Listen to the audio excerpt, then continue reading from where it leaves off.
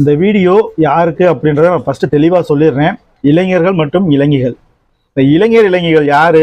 நம்ம பெற்ற பிள்ளைங்க தான், நம்ம வீட்டில் இருக்க குழந்தைங்க தான். எதிர்காலத்தில் அவங்க எங்கே போய் எப்படி ஒரு பிரச்சனையில் மாட்டுறாங்கன்றது தெரியாமையே அந்த வாழ்க்கையை ஓட்டிக்கிட்டே இருக்காங்கல்ல, அவங்களுக்காண்டி இந்த வீடியோ. அவங்களுக்கு இந்த வீடியோவை பார்க்க நேரமே இருக்காது, ஆனால் அவங்களுடைய பேரண்ட்ஸுக்கு இந்த வீடியோவை பார்க்க நேரம் இருக்கும். இப்போ அவங்க பேரண்ட்ஸ்கிட்ட தான் நான் பேச போகிறேன். கோயம்புத்தூரில் நடந்த ஒரு விஷயம். 17 வயது கல்லூரி மாணவியை கூட்டு பாலியல் வன்கொடுமை செய்த 7 மாணவர்கள், வேற யாரும் இல்லை, 7 மாணவர்கள் அவங்கள போக்சோல கைது செஞ்சிருக்கதா சோசியல் மீடியாவில் வந்துகிட்டு இருக்கு. இப்போ ஆனால் அந்த மாணவர்கள் யாருமே அந்த பொண்ணோட நெருங்கின தொடர்புலையோ நெருங்கின பழக்கத்திலேயோ கிடையாது. சோசியல் மீடியா மூலம்தான் அந்த மாணவர்கள் அந்த பெண்ணிடம் பழகியிருக்காங்க. சோசியல் மீடியானா உங்களுக்கு தெரியும்ல, ஃபேஸ்புக்கு, ட்விட்டரு, இன்ஸ்டாகிராமு, இதுதான் உங்களுக்கு. அதில் பேசி பழகி ஒரு பெண் ஒரு ஆணை நம்பி போகிறா அப்படின்னா, அந்த நம்பிக்கையை காப்பாற்ற தெரியாத ஒரு ஆண் பின்னாடி அந்த பெண் போகும்போது உண்மையிலேயே இந்த சமுதாயமே தலை குனியணும்.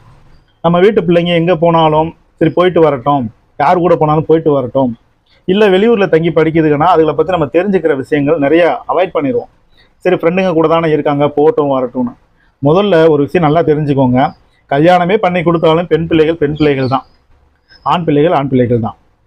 2 பேரையுமே நம்ம ஒழுக்கத்தோடு வளர்க்கணும் அப்படின்னா நம்மளும் அதில் கொஞ்சம் மெனக்கெடணும். நம்ம வீட்டில் பொண்ணை மட்டும் சுதந்திரமாக விடுறது இல்லை, பையனை மட்டும் சுதந்திரமாக விடுறது இல்லை, 2 பேரையும் சுதந்திரமாக விடுறது. சுதந்திரம் இது வரைக்கும் தான், தொட்டால் அது சுதந்திரம் கிடையாது. அதை முதல்ல தன்னுடைய பிள்ளைகளுக்கு குழந்தைகளுக்கு புரிய வைங்க. சின்ன வயசுல இருந்தே ஜெக்ஸ்னா என்ன அப்படின்ற விஷயத்த சொல்லி ஒரு பாதுகாப்பான பட்டத்தை உருவாக்கி கொடுங்க அந்த குழந்தைகளுக்கு.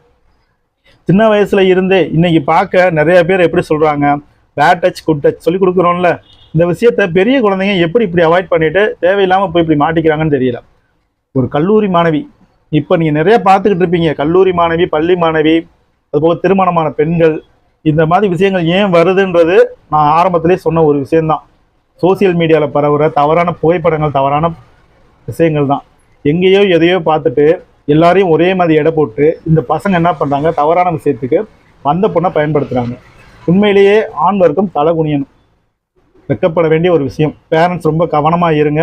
ஒரு விஷயம் நடக்கிறதுக்கு முன்னாடி தான் நம்ம கவனமாக இருந்தாகணும். நடந்ததுக்கப்புறம் அதை பற்றி பேசி பிரயோஜனம் இல்லை. இனிமேலாவது பெண் பிள்ளைகளை பெற்றவங்க ரொம்ப கவனமாக இருங்க. இந்த மாதிரியான விஷயங்கள் எங்கேயோ நடக்குதுன்னு நினைக்காதீங்க. நம்ம வீட்லேயும் குழந்தைகள் இருந்தால் பார்த்து வச்சுக்கோங்க, ரொம்ப கவனமாக இருங்க. எங்கே போனாலும் வந்தாலும் சின்ன வயசில் பெத்த பிள்ளைய தோல்லையும் கையிலையும் தூக்கிட்டு தெரிகிற மாதிரியே வயசுக்கு வந்த பொண்ணாக இருந்தாலும் சரி, கல்யாணம் பண்ணி கொடுத்த பொண்ணாக இருந்தாலும் சரி, கணவனோ பெற்றவங்களோ ரொம்ப கவனமாக பார்த்துக்கோங்க. ஏன்னா இன்றைக்கி இருக்கிற சமுதாயம் அப்படிப்பட்ட சமுதாயத்தில் நம்ம வாழ்கிறோம். கவனம் தேவை.